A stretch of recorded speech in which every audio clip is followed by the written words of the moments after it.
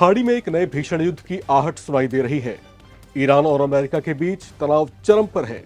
ऐसा लग रहा है जैसे इस संग्राम का काउंटडाउन शुरू हो चुका है और ऐसा भी लग रहा है कि दोनों के बीच होने वाली मीटिंग सिर्फ एक औपचारिकता रह गई है ताकि अमेरिकी राष्ट्रपति डोनाल्ड ट्रंप को यह कहने की आड़ मिल जाए कि हमने तो बातचीत के जरिए मसला सुलझाने का मौका दिया था, जिसमें ईरान के सुप्रीम लीडर अली खामनेई ही राजी नहीं हुए।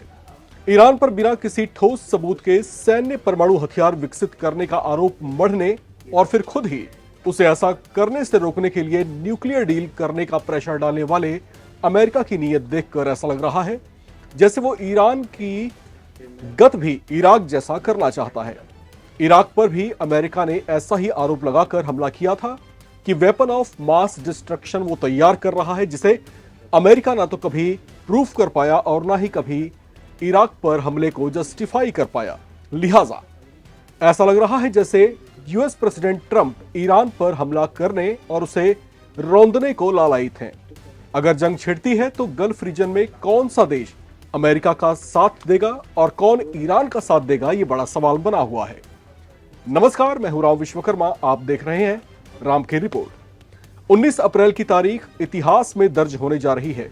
ये वही तारीख है जिस दिन ईरान और अमेरिका के प्रतिनिधि फिर से आमने सामने होंगे और जिस मुद्दे पर ये मीटिंग टेबल पर मिलेंगे वो शायद इनकी आखिरी मुलाकात होगी, क्योंकि न्यूक्लियर डील पर डोनाल्ड ट्रंप का मूड बातचीत को बहुत ज्यादा लंबा खींचने का नहीं लग रहा है। वही हाल ईरान का भी है। एक दौर की बैठक के बाद भी वो अपने पुराने रुख पर कायम दिख रहा है और अमेरिका के प्रेशर में वो ना तो झुकने को तैयार है और ना ही न्यूक्लियर डील पर साइन करने को तैयार है, जबकि डोनाल्ड ट्रंप पहले ही कह चुके हैं कि न्यूक्लियर डील साइन ना करने का मतलब सीधे सीधे अमेरिका को जंग के लिए आमंत्रित करने जैसा होगा। लिहाजा दुनिया भर के बुद्धिजीवियों का यही मानना है कि ईरान और अमेरिका के बीच युद्ध तय है और इसे दुनिया की कोई ताकत नहीं टाल सकती। युद्ध के इस परपते खतरे के बीच ये चर्चाएं भी जोर पकड़ रही हैं कि ईरान को हराना अमेरिका के लिए इराक जितना आसान नहीं होगा। ऐसे में ये युद्ध बहुत भीषण रूप ले सकता है, जिससे पूरे गल्फ रीजन में जबरदस्त हलचल महसूस की जाएगी। ऐसा होने पर गल्फ का कौन सा देश किसका साथ देगा, आइए समझते हैं। सबसे पहले ईरान के मौजूदा पॉलिटिकल डिप्लोमेटिक रिलेशन वाले डेमोग्राफ की चर्चा करते हैं। ईरान को मिस्र, यमन, सीरिया, इराक के चरमपंथी समूहों का पूरा सहयोग मिलेगा, क्योंकि इनके सर्वाइवल और एग्जिस्टेंस में ईरान का हाथ बताया जाता है, जो लंबे समय से इन्हें आर्म्ड एमिनिशंस और इकोनॉमिकली दोनों तरीकों से ही सहयोग करता रहा है। मिस्र के मुस्लिम ब्रदरहुड, इराक की मेहदी आर्मी और अल नुजाब संगठन, सीरिया के फतह अल इंतिफदा के साथ साथ अस-साइका संगठन और यमन के हूती विद्रोहियों के सभी जो है मिलकर के ईरान को सपोर्ट करते हैं। इनसे जुड़ी खतरों को जो है अमेरिका पहले से जानता और समझता रहा है, इसलिए इजराइल के जरिए वो पिछले कुछ महीनों से इन पर हमले कर करके इन्हें पहले से ज्यादा कमजोर किए जाने की कोशिशें कर रहा है, ताकि ईरान से युद्ध होने पर उसे मैदान खाली मिले। अमेरिका के साथ ईरान युद्ध की शुरुआत होने पर ट्रंप को सबसे बड़ा सपोर्ट इजराइल से मिलेगा। इसकी जमीन का इस्तेमाल वो अपनी आर्मी के बेस के तौर पर कर सकता है। भौगोलिक तौर से इजराइल और ईरान की नजदीकी से अमेरिका को ईरान पर हमले करने में आसानी होगी। इसके अलावा इजरायली सेना भी अमेरिका के लिए खुलकर मोर्चा संभाल सकती है। बात सऊदी अरब की करें तो ये मिडिल ईस्ट में काफी अहमियत रखता है। धार्मिक तौर से भी ये ईरान से टकराव रखता है। सऊदी अरब एक सुन्नी देश है, जबकि ईरान एक शिया देश है। ऐसे में दोनों के बीच पहले से ही धार्मिक मतभेद हैं और दूरियां रही हैं। इसके अलावा सऊदी के संबंध इजराइल से बेहतर रहे हैं, जो कि अमेरिका का मित्र देश है। पिछले कुछ समय से सऊदी प्रिंस मोहम्मद बिन सलमान अल सऊद की फॉरेन पॉलिसी भी बदलती देखी गई है। वे भारत की तरह एक गुटनिरपेक्ष देश या नॉन अलाइंड कंट्री की तरह एक्ट करता हुआ दिखाई दे रहा है, जिसका बेहतर उदाहरण रूस और यूक्रेन वॉर है, जिसे रुकवाने के लिए सऊदी मीडिएटर की भूमिका में दिखाई दिया था। लिहाजा ईरान अमेरिका युद्ध में भी वो खुद को अलग ही रखना चाहेगा, क्योंकि पिछले कुछ समय से उनके संबंध ईरान के साथ भी सुधरे हैं, जबकि अमेरिका के साथ भी उसकी मैत्री रही है। गल्फ में अमेरिका के प्रभाव बढ़ाने की कोशिशों को गल्फ के बहुत से देश खामोशी से देख रहे हैं।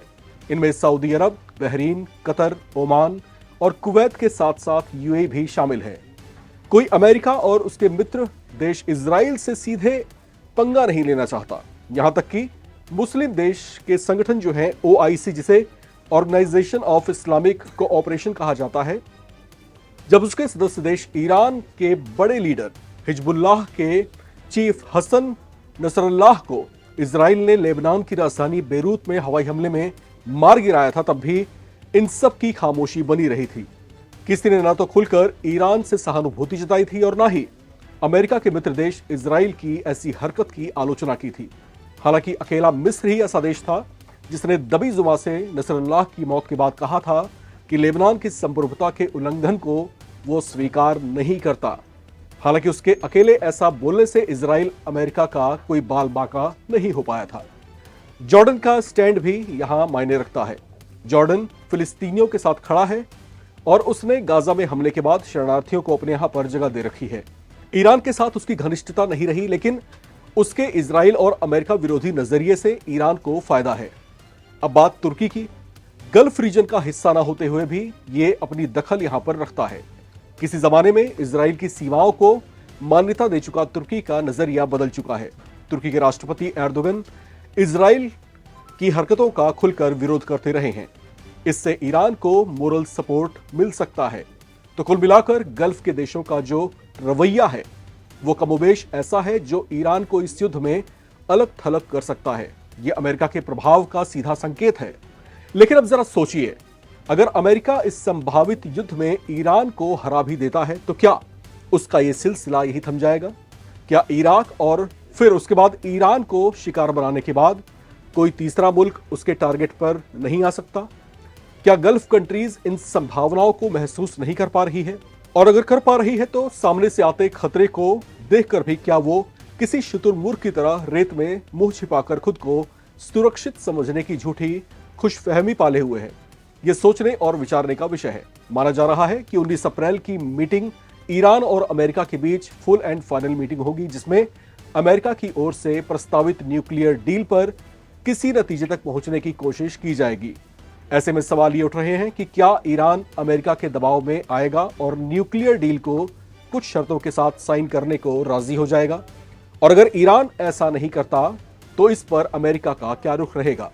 ऐसा होने पर क्या डोनाल्ड ट्रंप की सेना वाकई ईरान पर चढ़ाई कर देगी? और अगर अमेरिका ईरान पर हमला कर देता है तो इसका अंजाम क्या होगा? बहुत जल्द ये भी साफ हो जाएगा। बहरहाल इस समय तनाव पूरी तरह से चरम पर है। गल्फ में क्या होने वाला है, इसे लेकर के गल्फ के अन्य देशों की भी धड़कनें बेहद तेज हैं, क्योंकि अमेरिका और ईरान के बीच होने वाला जो युद्ध है वो गल्फ के बाकी देशों पर भी एक जो है जबरदस्त प्रभाव डाल सकता है। यहां पर गल्फ के अन्य मुस्लिम देशों की खामोशी क्या बयां करेगी, इसके दूरगामी परिणाम क्या होंगे, इस पर भी बुद्धिजीवियों का चिंतन मंथन लगातार जारी है। बहरहाल यहां पर ईरान की जो स्थिति है वो कुछ ऐसी है कि वो लगातार संकट से घिरता ही जा रहा है। उसके ऊपर लगातार अमेरिका का प्रेशर बनता ही जा रहा है। दूसरी तरफ इजराइल है जिसकी तोपें, जिसकी मिसाइल्स ईरान को टारगेट करके पहले से ही तैयार हैं। यहाँ पर जो चीन और रूस है उसकी जो सहानुभूति है ईरान के साथ में, क्या वो काम आ पाएगी? अगर काम आ पाएगी, क्या वो प्रत्यक्ष तौर से अमेरिका के विरुद्ध जो है युद्ध में उतर पाएंगे? तो ये लगातार ये तमाम बातें हैं जो चर्चाओं में बनी हुई हैं। बहरहाल इससे संबंधित तमाम अपडेट्स पर हमारी लगातार जो है बारीक निगाहें बनी हुई हैं। आप तमाम अपडेट्स से रूबरू होते रहेंगे और लगातार आप बने रहें हमारे साथ। देखते रहें राम की रिपोर्ट एनबीटी ऑनलाइन के साथ। नमस्कार।